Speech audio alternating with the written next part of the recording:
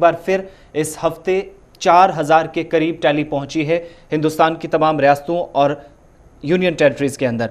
3970 नए केसेस 24 घंटों के अंदर मुल्क के अंदर आए हैं और 103 लोगों की मौत हो चुकी है। जहां पर कल भी 100 से ज्यादा लोगों की मौत हुई थी, आज भी 103 लोगों की अब तक जान जा चुकी है।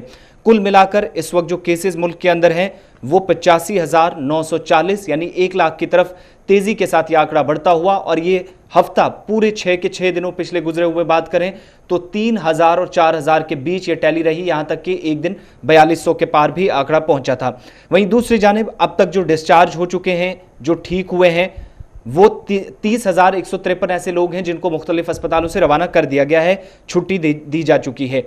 53,035 केसेस सरकार की जानिब से जो आंकड़े दिए गए हैं, अभी तक मुल्क के अंदर एक्टिव केसेस हैं, जबकि मरने वालों की इस वक्त जो संख्या है, जो तादाद है, वो बढ़कर 2752 तक पहुंच गई है। ये मुल्क के अंदर की सिचुएशन 24 घंटों के अंदर जो कुछ हुआ है वो मैं आपके सामने रख रहा हूं।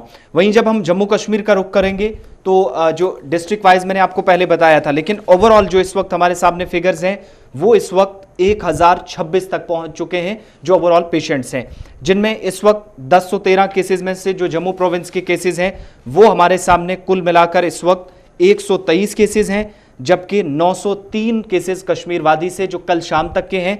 लेकिन जम्मू सूबे के आज सुबह के 13 केसेस मिलाकर इस वक्त का जो लेटेस्ट अपडेट है वो 123 तक पहुंचा है और 1023 इस वक्त ओवरऑल टैली जम्मू कश्मीर के अंदर पहुंच चुकी है। जो अभी भी निगरानी में जम्मू कश्मीर में लोग रखे गए हैं, जो ऑब्जर्वेशन अंडर ऑब्जर्वेशन है, वो भी 1 लाख से ज्यादा लोग इस वक्त 1,59,000 लोग इस वक्त भी ऑब्जर्वेशन में हैं। जबकि जिन लोगों को क्वारंटीन किया गया है, सरकार की तरफ से जितने भी सेंटर्स बनाए गए हैं उन सेंटर्स में रखा गया है, वो लोग 27,760 हैं। जिन लोगों को अस्पतालों के अंदर आइसोलेट किया गया है 490 के करीब वो लोग हैं, जबकि जिन लोगों को घरों में इस वक्त रखा गया है वो भी 200 से ज़्यादा लोग इस वक्त हैं। लेकिन बड़ी चीज़ ये है कि जिन लोगों ने अभी तक जो सर्विलेंस का पूरा पीरियड है वो मुकम्मल कर लिया है, वो 64,285 लोग हैं इस वक्त जम्मू कश्मीर यूनियन टेरिटरी के अंदर। रुख ज़रा जम्मू कश्मीर की अब जब बात हो रही है तो श्रीनगर का करते हैं, क्योंकि वहाँ पर भी कल दिन भर 11 केसेस नए सामने आए हैं। लेकिन साथ ही साथ लॉकडाउन में किस तरह की नरमी बरती जा रही, क्या कुछ तैयारियां आगे की हैं लॉकडाउन के चौथे मरहले के लिए, इस पर बात करने के लिए हमारे साथ इस वक्त मजीद तफसीलात के लिए श्रीनगर से हमारे साथ सीनियर न्यूज़ एडिटर सनम एजाज हैं। बिल्कुल, इससे पहले सनम के पास हम चलेंगे, पहले आपको कठुआ लिए चलते हैं जहां पर सरबजीत सिंह हमारे साथ हैं। सरब, जरा ये बताइएगा कि कठुआ के अंदर क्या कुछ सिचुएशन है। सुबह सुबह खबर ये आई कि 3 नए केसेस और डिस्ट्रिक्ट से रिपोर्ट किए गए हैं। रिपोर्ट किए गए हैं और आप बता दें ये वही लोग हैं जो बाहरी राज्य से जम्मू कश्मीर में दाखिल हुए थे और इन लोगों की स्क्रीनिंग और सैंपलिंग लखनपुर में ही कर ली गई थी और लखनपुर में स्क्रीनिंग और सैंपलिंग करने के बाद इन सभी लोगों को क्वारंटीन सेंटर में डाल दिया गया था और आज इनकी रिपोर्ट जो है वो पॉजिटिव आई है। ये 3 केस हैं, इनकी ट्रैवल हिस्ट्री है जो मध्य प्रदेश, दिल्ली और पंजाब से जम्मू कश्मीर में ये आए थे और सारे लेबर्स का काम करते हैं।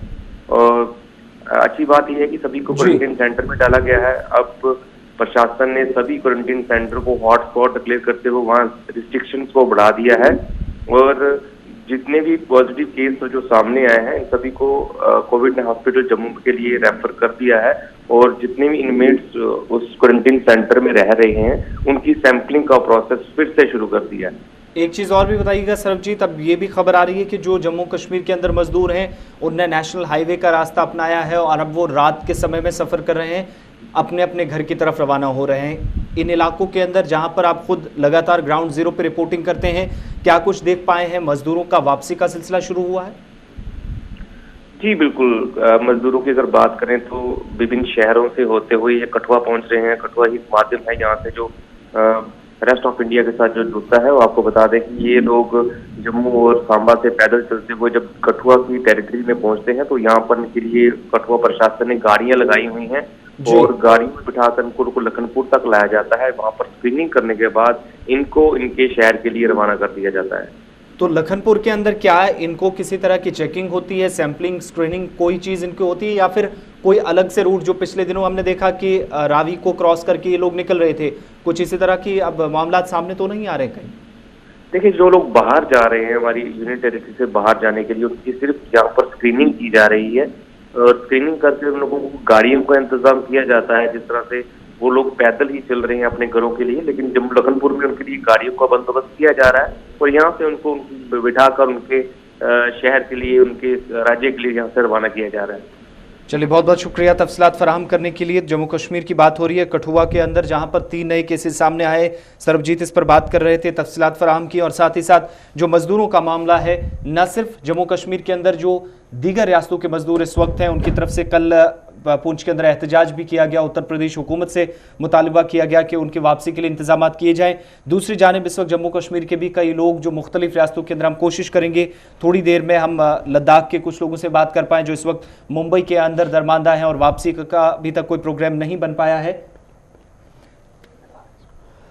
चलिए, ये तो बात थी कोविड-19 के हवाले से, लेकिन आपको ये भी बताते चले कि जम्मू कश्मीर पुलिस की तरफ से एक बयान जारी किया गया जिसमें यह कहा गया कि आरिजाल बडगाम के इलाके में मुसद्दिका इत्तला मिलने पर एक अमीनगाह को जो है वो बर्बाद कर दिया गया है और वहाँ से एक टॉप और ग्राउंड वर्कर जिसका ताल्लुक लश्कर तैयबा ममनुआ तंजीम लश्कर तैयबा से और जिसका नाम ज़हूर वानी बताया गया है, उसकी गिरफ्तारी हुई है। और उसकी गिरफ्तारी के दौरान कुछ असला और गोला बारूद भी जो है ज़ेर ज़मीन हाइट से जो है वो बरामद कर दिया गया है। तस्वीरें आज एक बैनुल-अक़वामी इदारे की तरफ से जारी कर दिए गए हैं और जिसमें यह कहा गया कि एक हाइड आउट जो है वो आरिजाल बडगाम के इलाके में पुलिस ने जो है वो उसका पता लगाया है और कमीनगाह को तबाह किया, जिसके बाद एक नौजवान जिसका ताल्लुक लश्कर तैयबा ममनुआ तंजीम से है उसकी गिरफ्तारी हुई और उसका नाम जो है वो ज़हूर अहमद वानी बताया जा रहा है। उसके कब्ज़े से भारी असला और गोला बारूद भी बरामद कर दिया गया है। जम्मू कश्मीर पुलिस की तरफ से ये बड़ी कार्रवाई जो है वो खान साहब बडगाम इलाके के अंदर हुई है, जहां पर ये कार्रवाई की गई है और ये मिलिटेंट ओवरग्राउंड वर्कर जो है वो गिरफ्तार हुआ है। चलिए, बात कोविड-19 के हवाले से हो रही थी और उन लोगों की जो इस वक्त दीगर रियासतों में दरमानदा है। ज़रा रुख लद्दाख का भी करते हैं, क्योंकि लद्दाख के कई लोग इस वक्त मुख्तलिफ रियासतों के अंदर आज भी दरमानदा है। और इस वक्त हमारे साथ फ़ोन लाइन पे शबीर हुसैन है, जो कि लद्दाख से ताल्लुक़ है इनका, लेकिन इस वक्त मुंबई के अंदर जो काफ़ी दिनों से दरमानदा है, वापसी का प्रोग्राम इनका अभी तक नहीं बन पाया है। शबीर, बहुत शुक्रिया ज्वाइन करने के लिए प्रोग्राम सलाम जेके में। ये बताइएगा कि इस वक्त आप कहाँ पे हैं और किस तरह की सिचुएशन से गुजरना पड़ रहा है आपको? सर जी, सबसे पहले मैं आपका शुक्रिया अदा करता हूं और आपके चैनल वालों का भी शुक्रिया अदा करता हूं जी कि आपने हमारा आवाज आवाम तक पहुंचा दिया। तो सर जी, हम यहाँ पे मुंबई थाने डिस्ट्रिक्ट में फंसे हुए हैं और जब से लॉकडाउन हुए हैं तब से मतलब फंसे हुए सर, और परेशानी का बहुत सामना करना पड़ रहा है। और यहाँ पे जब से मतलब लद्दाख एडमिनिस्ट्रेशन ने यहाँ से मतलब स्टूडेंट को लेना शुरू किया तो हमने तब से रिक्वेस्ट कर रहा है, अभी तक कोई हमारा बात सुनने के लिए तैयार नहीं है सर। और सबसे पहले सर, हम यहाँ पे ना जिस दिन जब से लॉकडाउन हुए तब से फंसे हुए और परेशानी की बात यह है कि तमाम जितने भी स्टूडेंट हैं डरे हुए सर, इसलिए डरे हुए कि यहाँ पे मतलब एक ही मतलब पॉजिटिव केस निकलने पर बहुत 50 मीटर तक वो कर देते सर। शबीर, ये बताइएगा कि आप सभी स्टूडेंट हैं या कोई और काम करते हैं और कितनी तादाद है आपकी? यहाँ पे है सर 200-300 स्टूडेंट है सर, और बाकी फैमिलीज है जो यहाँ पे रहता है, वो लोग भी सब फंसे हुए सर यहाँ पे। तो लद्दाख एडमिनिस्ट्रेशन से बात हुई, राब्ता हुआ, क्या कुछ जवाब मिला है वहाँ से? जी, लद्दाख एडमिनिस्ट्रेशन से बात हुई थी सर। फिर वो लोग कह रहे हैं कि मतलब उनका कोई डेट फिक्स नहीं है सर, बस यही कहते हैं कि 16 को आएगा, 17 को आएगा, लेकिन कोई मतलब पता नहीं है।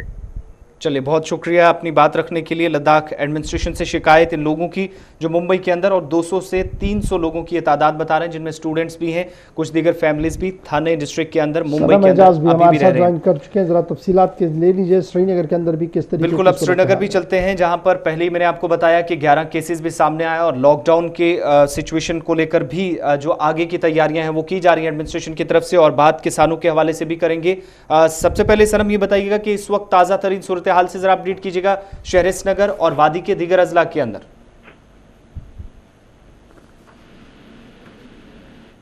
सनम, आप मुझे सुन पा रहे हैं?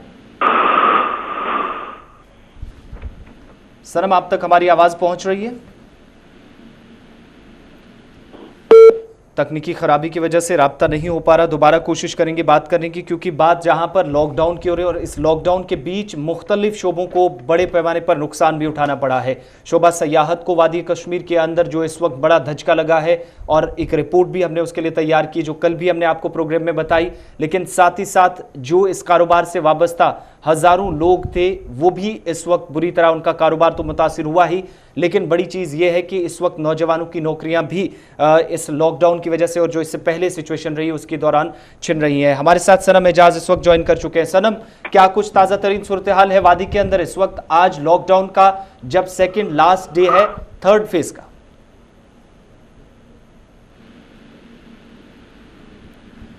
चलिए, सनम तक शायद हमारी आवाज़ नहीं पहुंच पा रही है तकनीकी खराबी की वजह से।